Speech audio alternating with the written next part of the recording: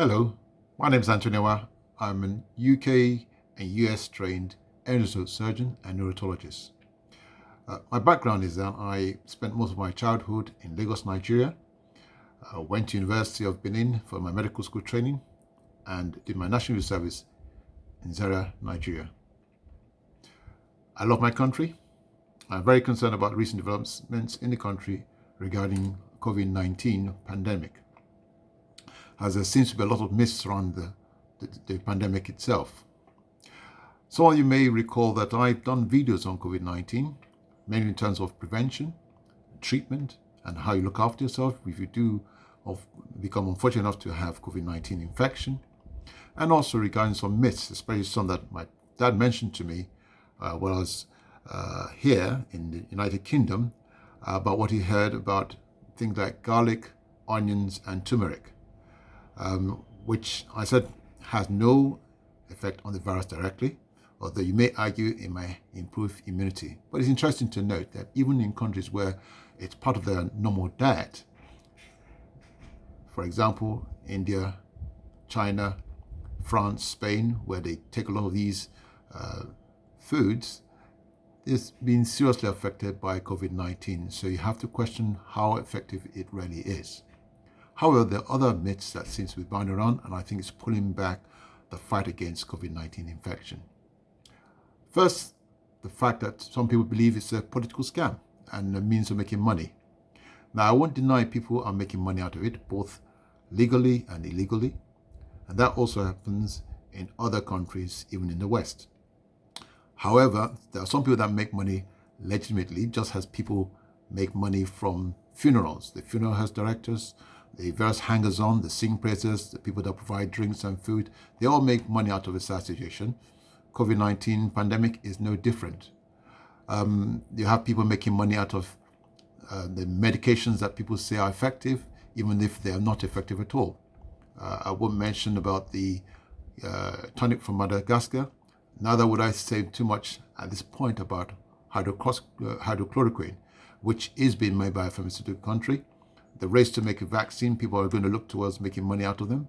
And the same thing with the PPE, tire to prevent infection, people are making money out of that. So that's not an excuse not to know this is a serious infection. Indeed, it's serious enough for me to wear this to work on a regular basis. I have a lot of colleagues that have died as all their taking care of patients who have had COVID-19 infection, either knowingly or unknowingly.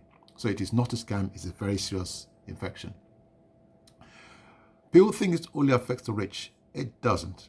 Now, in terms of Nigeria, it may have come across because it came through the airport, having started from China, and the first in this case, I believe, was Italian. But while on the airport, it spread to everybody else and affects everyone that comes in contact with it by the aerosols. Now, the virus is a virus. It's only alive when it gets inside the body, which is why outside the body you can kill it with detergents, sunlight, and the rest of it. But when it gets inside the body, it's a different matter, which is why it's important for you to socially distance yourself from people. Wear a mask, because that stops the virus from going from you to the outside. And if everyone wears a mask, the chance of it spreading is much reduced. So it's very important to wear a mask. Various personal hygiene measures like washing your hands also kills the virus and also stops its spread. So it's very important to wear a mask. Wearing an orange face shield on its own is not going to help stop the virus, because it will go around the face shield and into your eyes or into your mouth or into your nose and cause you to be ill. Fortunately, not everyone is seriously ill by it. Some don't even know they have the infection before it clears, but it is real and it can affect you. It all depends on your level of immunity and how well you recover. There's some question about 5G being the real culprit here. Now, 5G is not an ionizing radiation like you have with the radioactive waste or the X-rays or CT scans. It's radio waves. Now, the radio waves such as remote control that you find in cars, in televisions, radio waves that you find in your mobile phones that enables you to do SMS messaging or even data transfer. It's completely different from a virus. A virus, whilst not living outside of the body, takes up a different form when it gets inside the body and occupies cells and destroys cells for its own benefit. It's certainly just looking for food and shelter. And if you give it a chance, it would cause that. It has absolutely nothing to do with 5G, which has not been proven to be unsafe. And most countries are still just acquiring 5G, and it has nothing to do with the onset of the COVID-19 virus.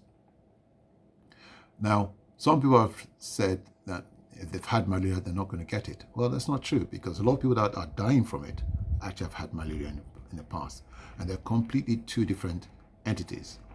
The COVID-19 virus is a virus, and it only attains living status when it gets inside the human body, where it makes you produce its own proteins and makes more of it at the detriment of the human body, or the whole cell, as it were. It affects all cells in the body, but tends to prefer the lungs, which is where it causes most of its problems. The malaria parasite is different entirely. It's a living organism on its own. It lives or develops inside the mosquito parasite, and when it gets inside the body, it stays in the blood, destroys blood cells, and look for more blood cells to affect. The reason why it affects all the body is because the blood flow goes everywhere else. They're completely two different things, and immunity is not the same. That brings me through to chloroquine.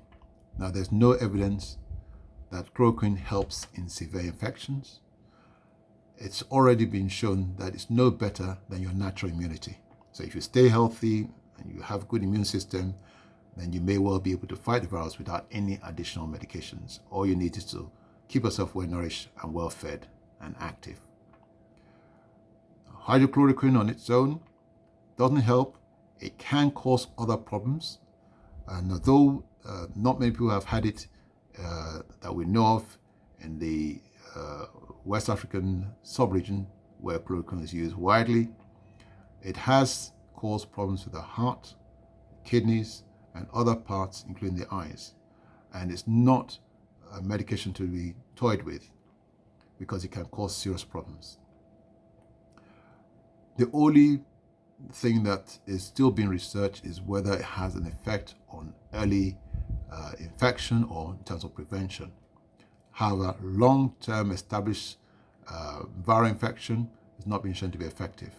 The only medication that has been shown to be effective is a steroid, and that's only for severe infection, because if you use it too soon, it can cause more problems. I hope this few minutes I've been able to disperse your mind of any benefit in believing any of these myths and take this virus more serious. Bye for now.